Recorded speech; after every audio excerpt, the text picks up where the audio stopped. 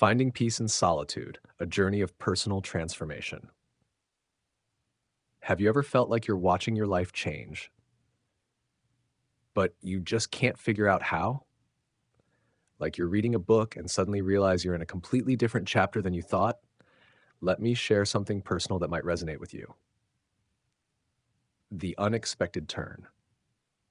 Last summer, I found myself in an unexpected situation. There I was, staring at my phone, looking at yet another party invitation. A few months ago, I would have said yes in a heartbeat. But this time my finger hovered over the accept button and something held me back. You see, I used to be the person who said yes to every invitation, filled every weekend with plans, and who couldn't handle an empty calendar. But something had shifted. Understanding the change. Imagine your life like a garden, not just any garden, but one you've been nurturing for years. You've planted flowers, taken care of them, and gotten used to how everything looks. Then one day you notice some of those familiar blooms starting to fade, while new, unexpected buds begin to bloom in their place. That's what personal growth feels like. You might notice things like coffee shop meetups that once energized you, now leaving you feeling drained. Group chats that used to light up your day, now feeling like background noise. A strange new comfort in silence that you never noticed before. Deep conversations with yourself becoming more fulfilling than small talk. And here's the beautiful truth. There's absolutely nothing wrong with any of this. The sacred dance of solitude. Imagine your mind is like a snow globe, one of those intricate, beautiful ones with a detailed scene inside. When life keeps shaking it up with constant notifications, endless meetings, and nonstop social obligations, everything's swirling around in chaos. But when you allow yourself moments of stillness, that's when the magic happens.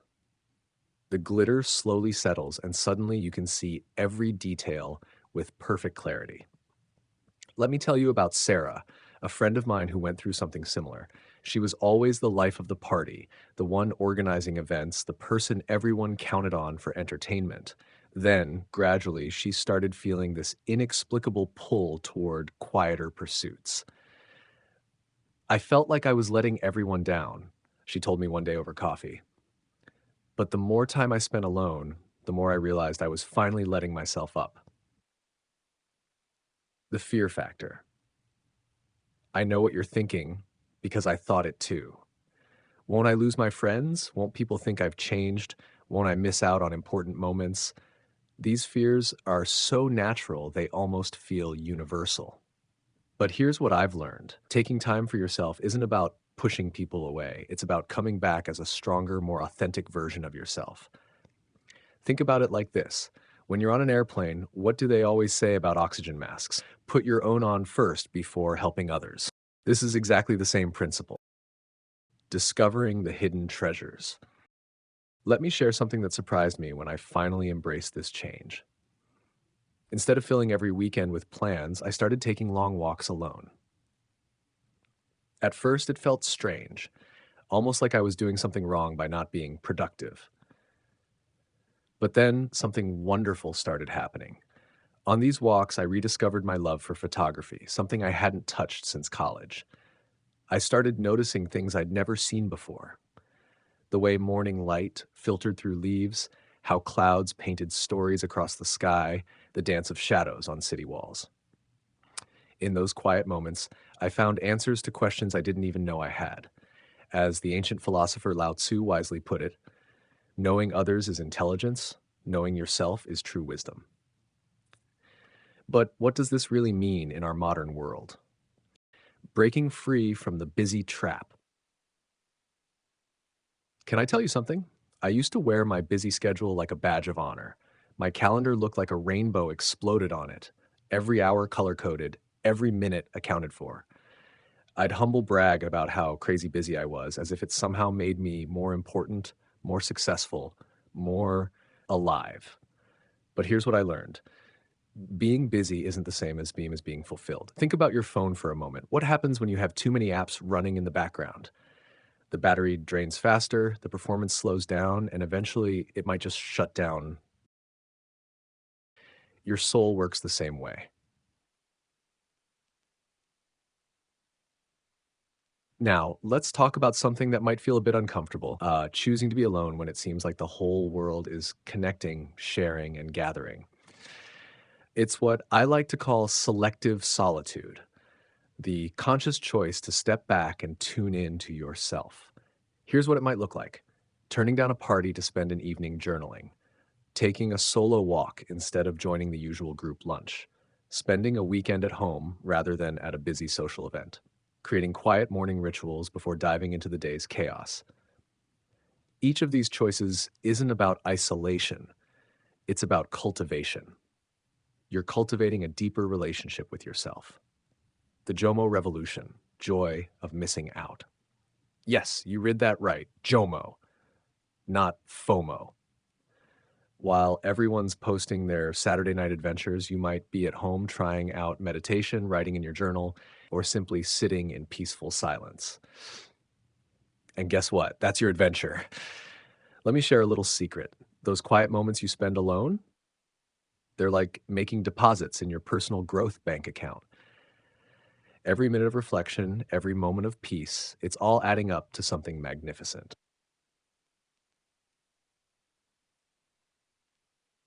Think of this journey like preparing a gourmet meal. You can't rush it. Each ingredient needs its time: the marinade of solitude, the slow cooking of self reflection, the seasoning of new insights, the simmering of personal growth. And just like cooking, sometimes you need to trust the process, even when you can't see the final result yet. Coming back stronger. Here's something beautiful about this journey: it has no timeline. Some days you'll want to be surrounded by friends, sharing laughs and making memories.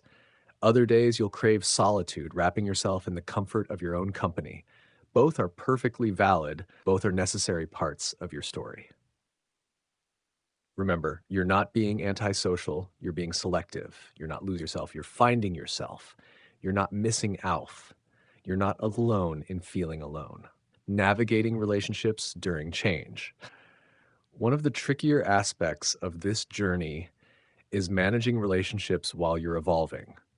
Some friends might not understand your need for space. Family members might worry about your increased solitude. Here's what worked for me. 1.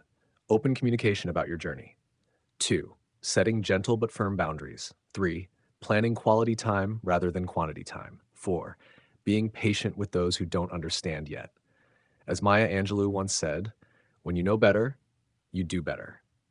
This applies not just to you, but to how you relate to others during your transformation, your personal revolution. This journey you're on, it's like watching a butterfly emerge from its cocoon. It takes time, it takes patience, and yes, sometimes it feels uncomfortable. But what emerges is something beautiful and entirely new. Think about it. Every butterfly must go through a period of complete solitude in its cocoon before it can spread its wings. This is your cocoon time. Let's talk about how to practically embrace this journey. Here are some ways to honor your need for solitude while staying connected to what matters. 1. Create morning rituals just for you. 2. Set boundaries with technology. 3. Schedule regular date nights with yourself. 4. Find your own sacred space, whether it's a corner of your home or a spot in nature. 5. Journal about your experiences and insights. As we wrap up this conversation, I want you to remember something important. This journey you're on isn't just about being alone, it's about coming home to yourself. Every moment of solitude is an opportunity for growth, every quiet pause a chance for transformation. Take a deep breath. Trust your journey. Your spirit knows exactly where it's leading you. Remember, just like a garden needs both sunlight and rain to grow, you need both connection and solitude to become who you're meant to be. Some days will be sunny, filled with social connections and shared laughter. Others will be quieter, like a gentle rain nurturing your soul. Until next time, be gentle with yourself as you grow. Your journey is uniquely yours, and that's what makes it beautiful. Trust the path you're on, embrace the quiet moments, and watch as your life transforms in ways you never imagined possible. because sometimes the most important conversation you can have is with yourself.